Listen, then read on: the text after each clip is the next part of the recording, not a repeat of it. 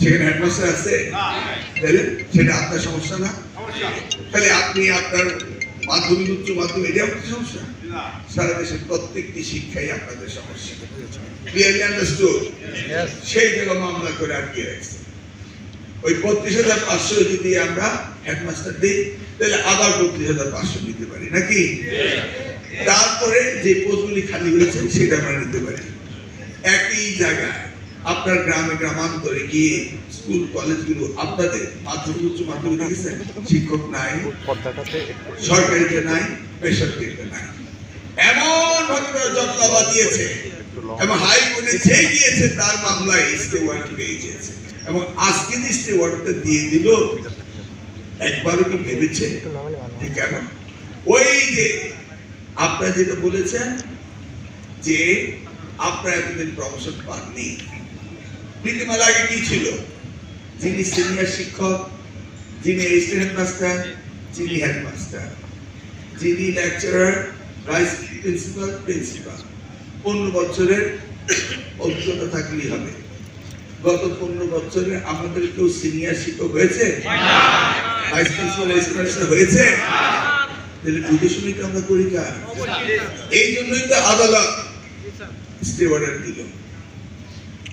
Clear? তার মানে আমরা এখনো গুপ্ত থেকে বেরোতে পারিনি। তাহলে যেখানে শিক্ষকদেরকে নিয়োগ দেওয়া হবে, সারা বাংলাদেশের প্রতিষ্ঠানগুলো খালি, সেই জায়গায় যদি এই ধরনের স্টে অর্ডার আসে, তার মানে কি শিক্ষা ব্যবস্থাকে ধ্বংস করার স্টে অর্ডার?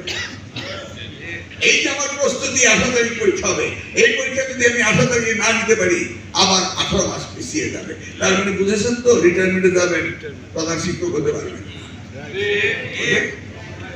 আপনি লাভতে বললেই, আপনি বললে হয়ে গেল, আপনার কথা কেউ শুনবে না, আমার কথা শুনবে, ওনার কথা শুনবে। কথা বলছি, জায়গা মতো কথা বলছি, প্লিজ বুঝে কথা বল। কেন তো একটা আসেন আপনাদের অবসর ভাতা, এই সেদিন বইয়া শরীফুল হক, শরীফুল ইসলাম, আমরা তখন এই দুজনকে শিক্ষক প্রতিনিধি করেছিলাম। কেন করেছিলাম? যে শিক্ষকের টাকা আর মাননীয় প্রধানমন্ত্রী দেশমাতা বেগম খালেদা জিয়ার টাকা, এই 2 টাকা দিয়ে আপনাদের অবসর ভাতা, কল্যাণ ট্রাস্ট দেওয়া হবে। আপনাদের টাকা যদি আপনারা দেওয়া যেত তাহলে প্রধানমন্ত্রী তো লাগতো না, লাগতো? প্রধানমন্ত্রী থোক বরাদ্দ দিচ্ছেন আর আপনারা আংশিক দিচ্ছেন। এক একজনের 25-30 লক্ষ টাকা নিয়ে বাড়িতে যেতেন। কি জন্য? দেশমাতার জন্যই তো। এই সেলিম ভুঁইয়ার কারণে সেই সময় আমরা ওখানে শিক্ষক প্রতিনিধি রেখেছিলাম, মনে আছে আপনাদের? শরীফুল ইসলাম, এই দুজনের কারণে। শরীফুল ইসলাম মারা গেলেন, 2টেই আমরা সেলিম ভুঁইয়াতে চালালাম। আমাদের মধ্যে কোনো ঝামেলা নেই, শান্তিপূর্ণভাবে। এখন কি হলো?